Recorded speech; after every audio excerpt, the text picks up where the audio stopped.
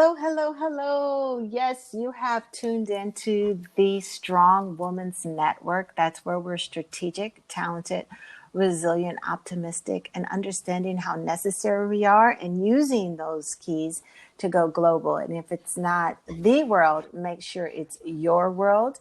And thank you again for pushing play. And we love when you give us 5-star ratings because we have great information and great guests. So share the word. It's the Strong Woman's Network podcast. You can also follow me on Instagram at Miss Carla Michelle. It's MSCARLA And we love it. I'm glad you're here today. And guess what? We have our first male guest on the Strong Woman Network podcast. We have some information that we're going to share about adapting in times of change. I have a colleague, a good friend, a wise person, Dell, here with me. And let's welcome Dell to the show. Woo-hoo! That's Hi, Carla. Hi. I'm so glad to have you here today. I know you. Please tell the listeners a little bit about yourself. Yeah, sure. Well, thank you for having me. It's nice to know that, gender equality reaches everywhere. I'm so proud to represent males in a Strong Women's Network. And thank you for having me, Carla. So Carla and I are, old friends and colleagues. And I spend, a good deal of my time thinking about change and how people adapt to change, whether that's through M&A or through personal growth or promotion.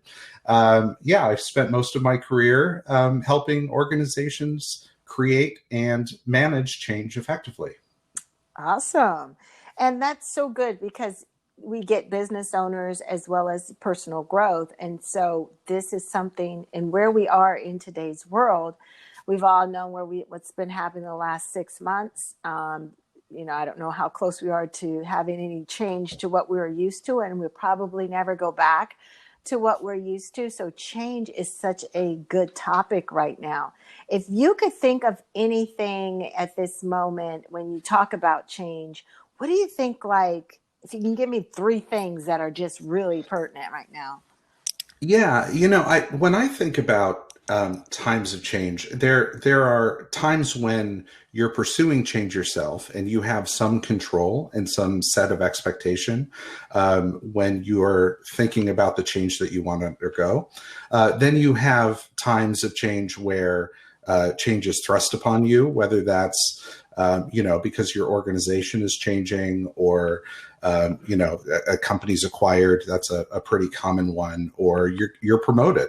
And then there's those monumental changes like we're experiencing now, where change is driven by external forces, and there's a lot of uncertainty around those changes. And as I think about those 3 different kinds of change, it's how do you find your agency and how do you find your level of comfort to be able to adapt to those changes so that you don't become overwhelmed.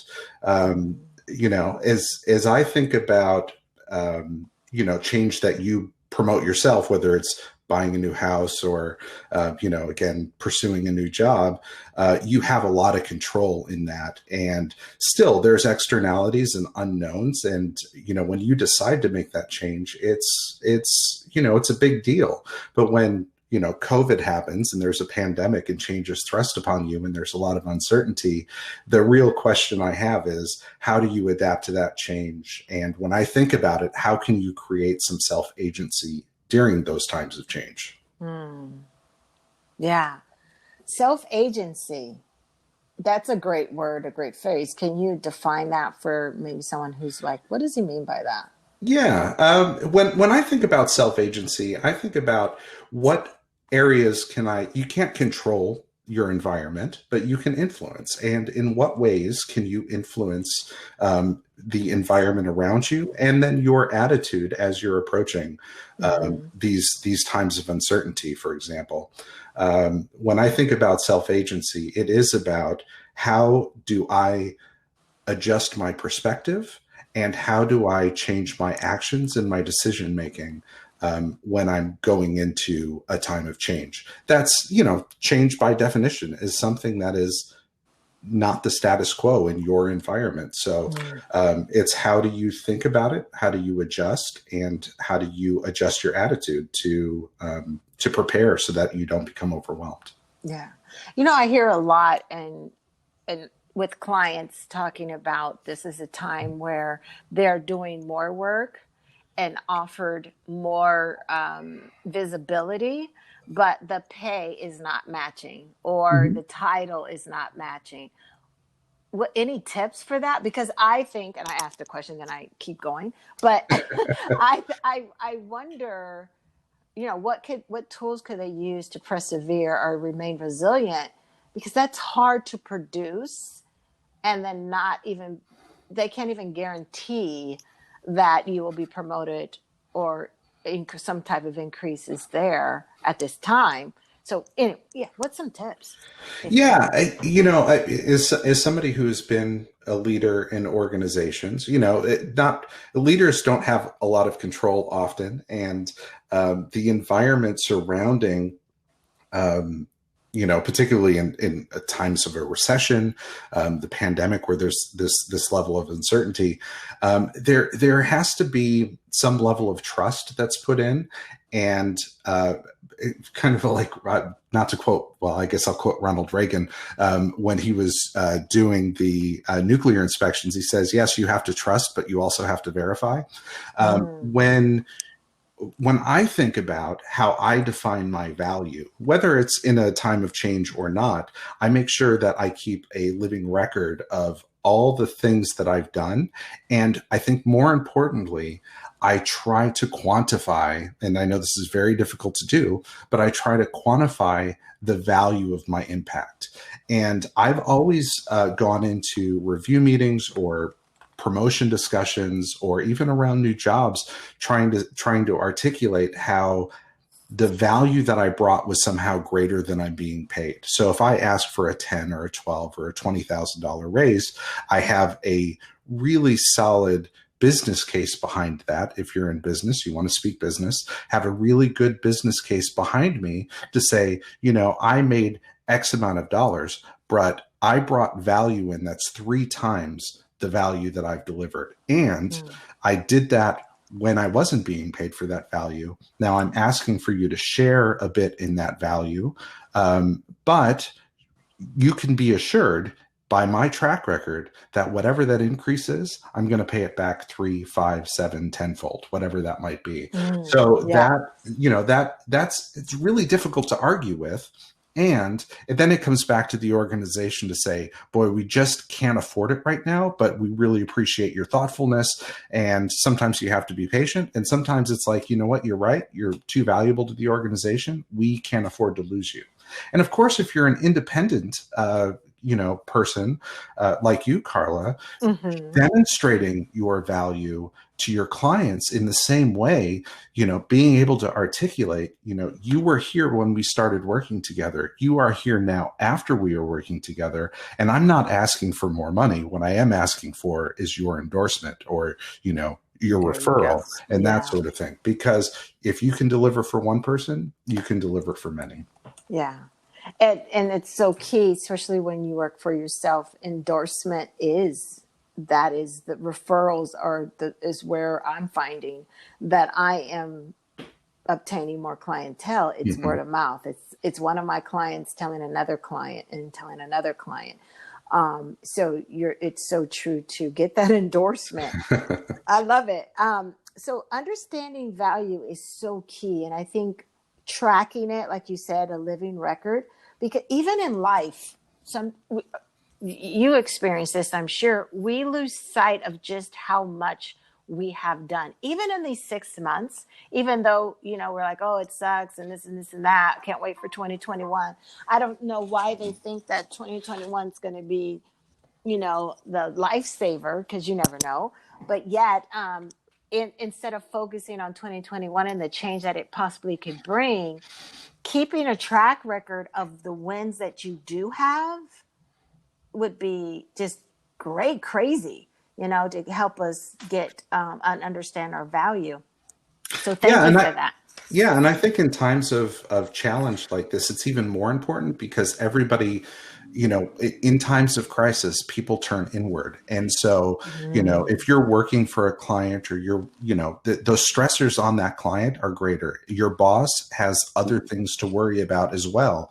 So it's helpful for them when it comes back to, at the end of the year, oftentimes, or when you're asking for a raise or promotion, or even just the annual review cycle, to be able to provide your boss, who is part of your team, and your contributions are his or her contributions, hmm to be able to articulate for them so that they can go to their boss and take your great work and reflect it. And it's going to be biased in your favor because very clearly you added to the value of that person as an individual. Yes. So yeah, and it's good. You have to be your own advocate, and that's basically what we're saying. When you're keeping record, you're advocating for yourself. When you keep track of all the wins, you're advocating for yourself.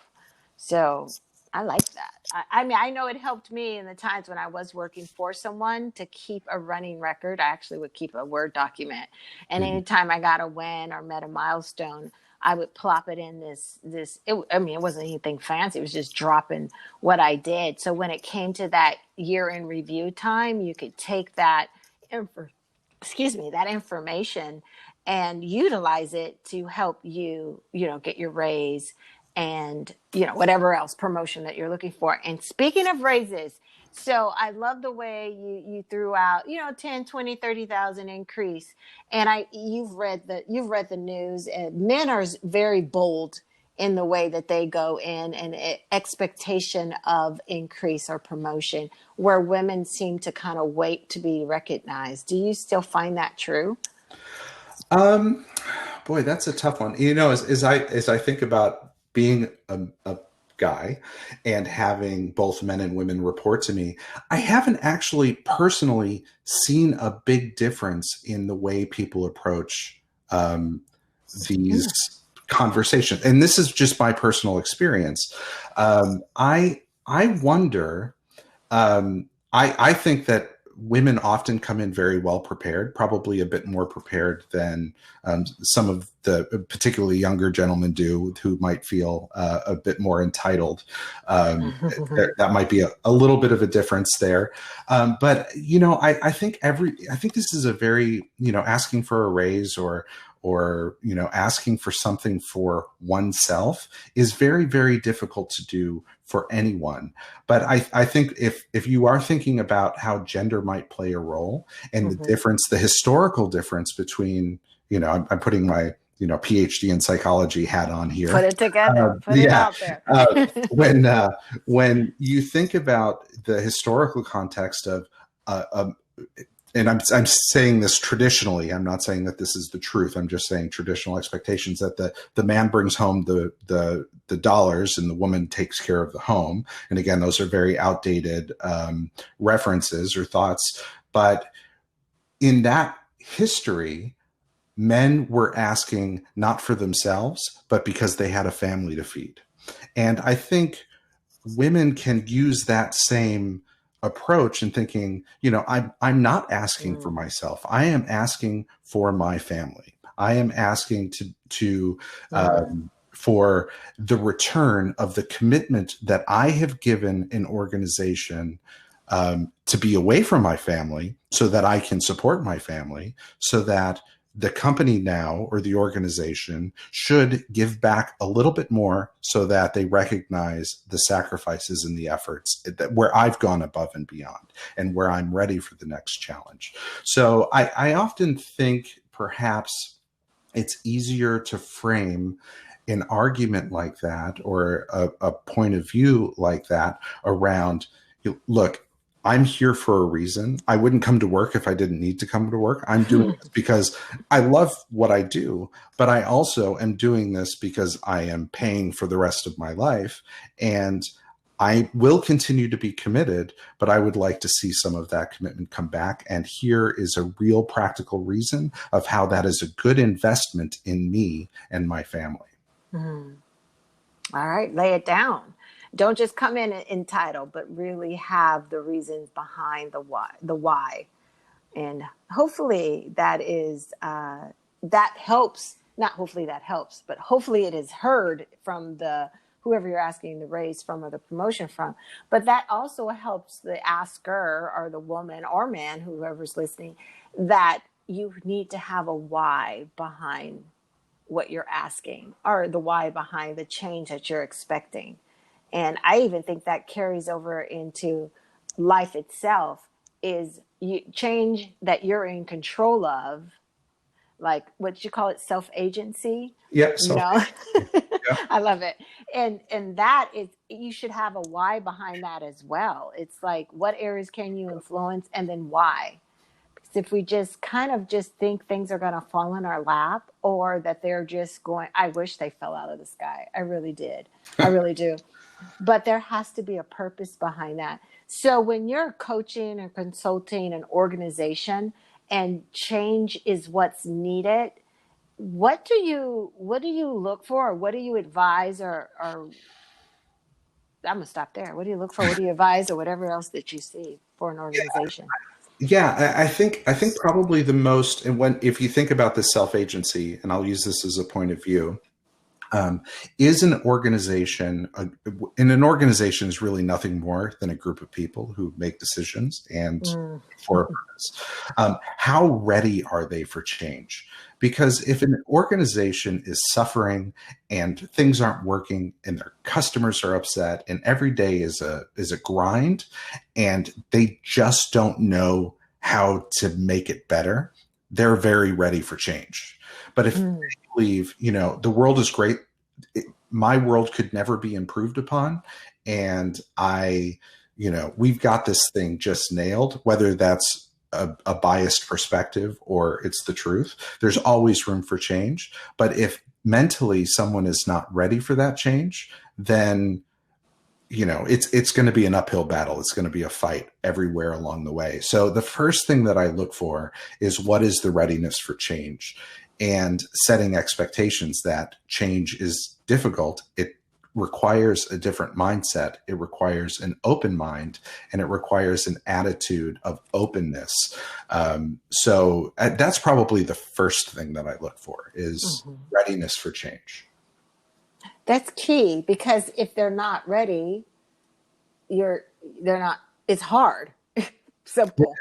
Yeah. And so say a company wants you to come in and they're not ready, but they know they need to do something different, which is like, it doesn't even work. They know they need to do something different, but they don't want to change the key aspect of what is holding them back. How would you, I mean, is it just rip the Band-Aid and force them to do it? Or do you know, or can you share, like, how would you convince that? If they're listening right now and they're like, man, I know I need change. Well, I really don't think I need change, but there is something that needs to happen, but I'm resistant to invest in what change takes. I'm not interested in upsetting the status quo of what we have going on right now, because it is good. And I know I need to do something, but I don't want to lose employees during this time, or I don't want to put the stress on myself. Do you have some tools for that? Yeah, I think it's even more complicated than that, in that many Okay. organizations, there are different levels of the organization at different levels of readiness. So I'm going to use the example of a merger between two organizations.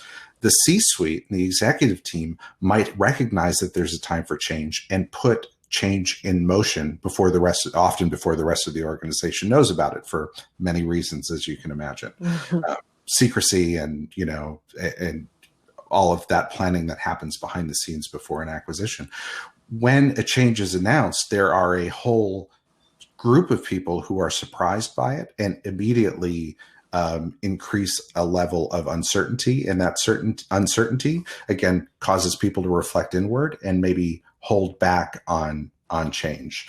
I think when I think about the level of readiness and how to prepare someone, it really is about being transparent and saying, look, we know this was a surprise, or, this change is coming, or we believe that we really need this change.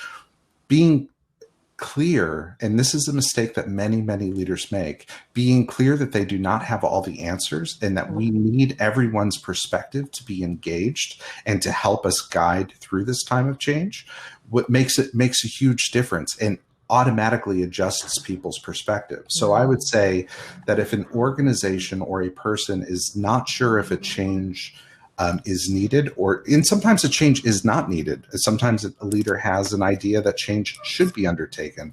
And I think the best way to go about that is talk to people and say, where are you hurting right now? What is not working well? What would you like to see differently? And then if you incorporate all of those things into the change and make people, because again, change is a change related to people. If you can bring the people along with that change by addressing their issues and concerns and making them a part of it, it really breaks down a lot of barriers, whether they want the change or not, or are ready for it. If they feel like their voice is being heard, and more importantly, are contributing to a positive change in their environment, then, that often gets people over the hurdle. Inclusiveness in that sense. If it's not against you, it's for you. Let's all get involved. And that's why we have change agents go in, or appointed to help cheer on the change, right? And to encourage, like, the reason why. A lot of companies spend a lot of time, a lot of money investing in change. And it's a lot spent on just getting the people on board. So very true. It works. And that makes it stick, because when you step out of the scene, right, as a consultant, you step away, it still has to keep going. So that's right. Getting the people to sign on and to continue on with what is needed to maintain that change to where they get a win is key. So I love the question, where are you hurting? And that goes personally or in business. I mean, that's absolutely. Where are you hurting? Because where we are right now, personally and financially and business wise, there is some hurt going on, and we cannot be scared to take a look at where we're not functioning well. That's exactly right. And when I think of when change fails, it's when it up and says, I've got it all figured out. We're going to do this change. Just get on board. And, and then that sets that person up to go, well, I'm not sure you have all the answers, and I bet you're going to fail, but I'm going to let you go. And we're going to watch this fail. And, sometimes to our own self-detriment, but, that is a very real thing that happens. And I think the exciting part, and again, if you empower you with transparency, that I don't know all the answers, I know the general direction that we're going to go and what we want to achieve when we get to where we're going in this evolution, and we need everyone to contribute and be a part of it, and that you are giving others that self-agency and that change. And that's what people want.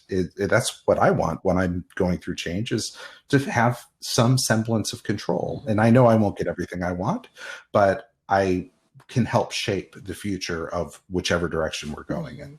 So that goes back to how you said, how do I adjust my actions? So that's where you would do it. And that is getting on board and seeing the benefit of not having all the answers. If you were the leader, not having all the answers, and opening up to what others have to say and their input.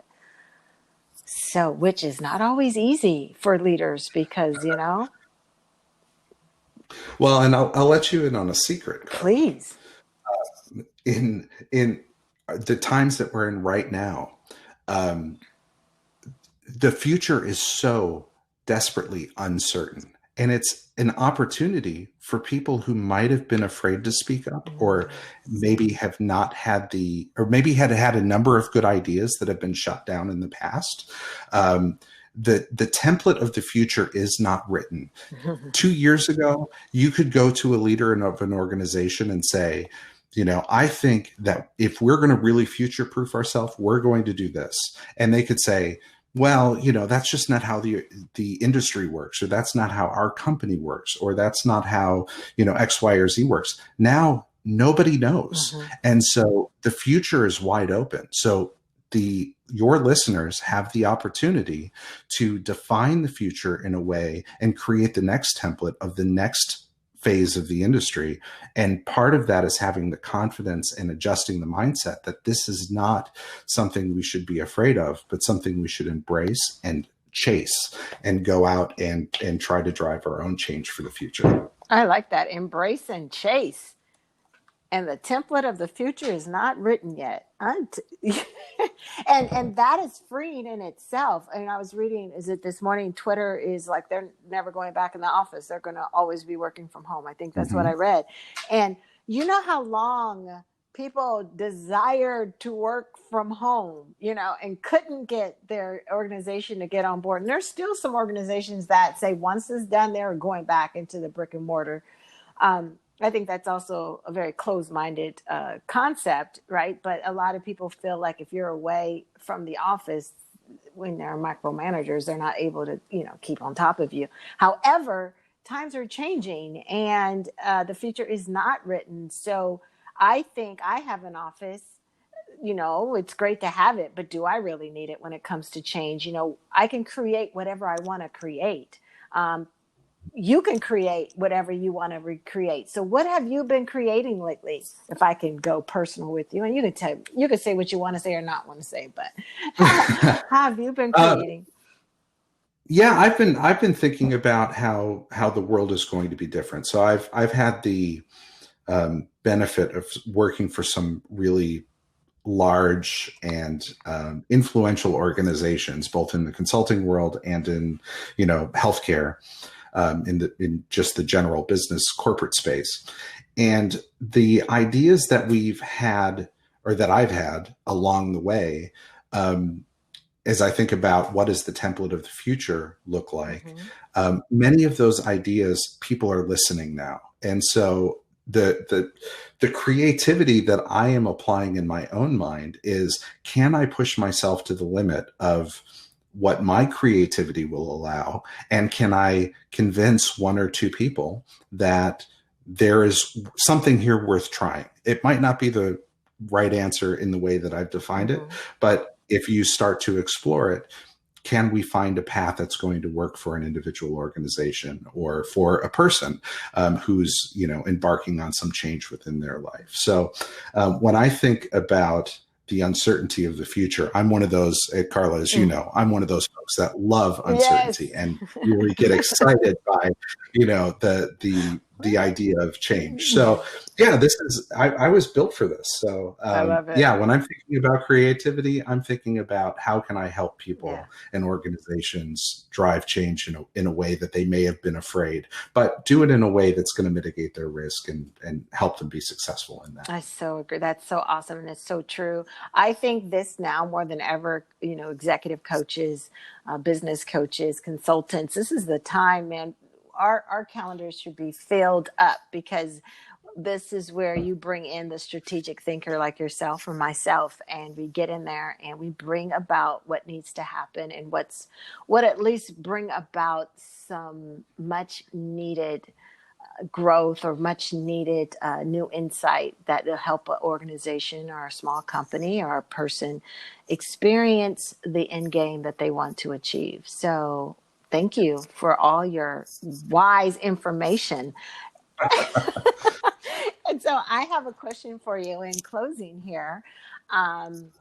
What do you have the spotlight on? And this could be business, personal, for 2021. What will you shine your spotlight on for 2021?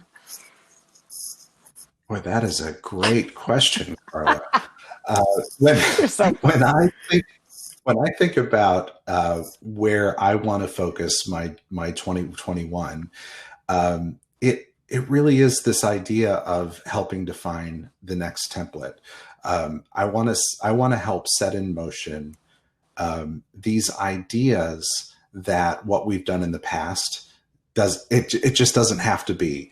And whether that's working remotely or whether that is engaging with your clients in a smarter way, and really understanding the uniqueness of each of your customers so that you can drive so that you can drive solutions that really meet their needs as individuals. And then how, this is probably one of the more ambitious areas, but how can people and organizations better use the information that's around them, whether that's data or behaviors or all of the above, in a intuitive way, so that an organization or a person doesn't become stagnant after things get back to normal. This level of acceleration and change needs to continue. So how can the world continue to evolve when these external pressures are removed, or Yeah. are better understood, I would say. Yeah. Wow. That's great. No, that's awesome. I love it. I love it. How can people better use the information around them? Because I think we are in the flight mode, and so fight or Mhm. flight. And when we get to where it's calm again, will we lose the hype, or will we lose the drive, or will we lose the incentive? So very much so. Thank you so much, Dale Warner. I didn't say your last name, but this is Dale Warner here on the Strong Women's Network podcast, and dropping nuggets. We have such great guests here, and you have upheld the great guest title by giving us so much information. And do you want to just leave us with any other words of wisdom before we sign off? No, I just really enjoyed being here, Carla, and I hope I've done my gender proud in the Strong Women's Network. And it was such an honor to be part of your podcast. Thank you, Dale. Thank you so much. And I will be talking to you soon. And thank you, listeners, for tuning in. And I will see you next time. Have a good one. Goodbye.